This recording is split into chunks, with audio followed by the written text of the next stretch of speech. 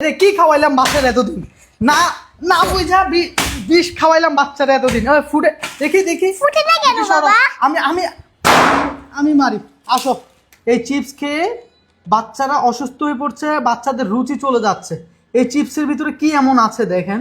কেন বললাম যে আসলে টাকা দিয়ে এতদিন বাচ্চারা বিষ খাওয়াইছি, এটা দেখেন প্রমাণ। চিপস কিভাবে জ্বলছে, মনে হচ্ছে প্লাস্টিক জ্বলতেছে। এমন আপনার বাচ্চা আমার বাচ্চা কি খাচ্ছে। চিপস জ্বলার পরে কি বের হয় সেটা দেখলে আপনার চোখ কপালে উঠে যাবে। এইখানে আসো, একটু সামনে থেকে দেখাও যে চিপস একটা খাবার জিনিস, এটা কিভাবে জ্বলতে পারে।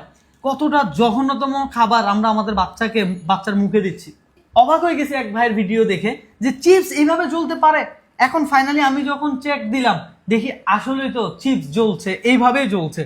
চিপসের সাথে কি পরিমাণ গ্যাস থাকলে চিপস এইভাবে জ্বলে। এই চিপসটাতে গ্যাস ব্যবহার করা হয় কেন জানেন? চিপসটা মোচমুচে হওয়ার জন্য।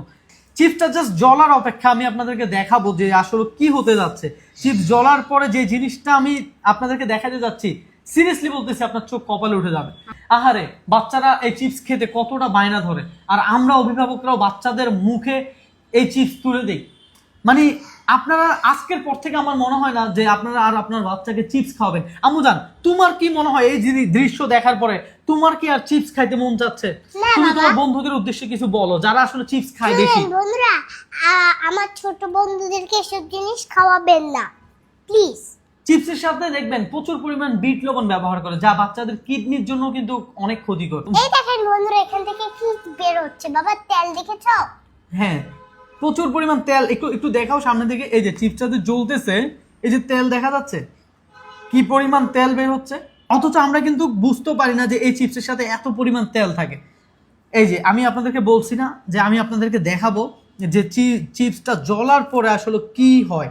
এই দেখো আমার ছোট্ট বন্ধুরা, তোমরা যে এগুলো খাচ্ছ, এগুলো কি আমরা অসুস্থ হচ্ছে, আমাদের বাবা মার টাকা আমরা নষ্ট করছি, আমাদের পেট ব্যথা হচ্ছে, শরীর খারাপ হচ্ছে। তোমরা আর এগুলো খেও না আমার ছোট্ট বন্ধুরা। আমিও খাবো না, তোমরাও আর খেও না আমার ছোট্ট বন্ধুরা। কিউটি আর চিপস খাবে না। তো কিউটি যারা ছোট্ট বন্ধুরা রয়েছে, তোমরাও এটা খেও না।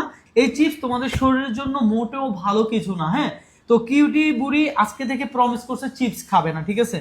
আমরা প্রচুর পরিমাণ ঘেমে যাচ্ছি, ফ্যান অফ করে রাখছি। হ্যাঁ, এত পরিমাণ গরম পড়তেছে, আমরা ঘেমে কি হয়েছি দেখেন। জাস্ট আপনাদেরকে দেখানোর জন্য যে ভাই, দোকানদার ভাইয়েরাও দেখবেন চিপস গুলো এমন পরিমাণ সামনে সাজায় রাখে যেন বাচ্চারা গেলেই মাত্র প্রথম ফোকাস করে সেই চিপসের দিকে।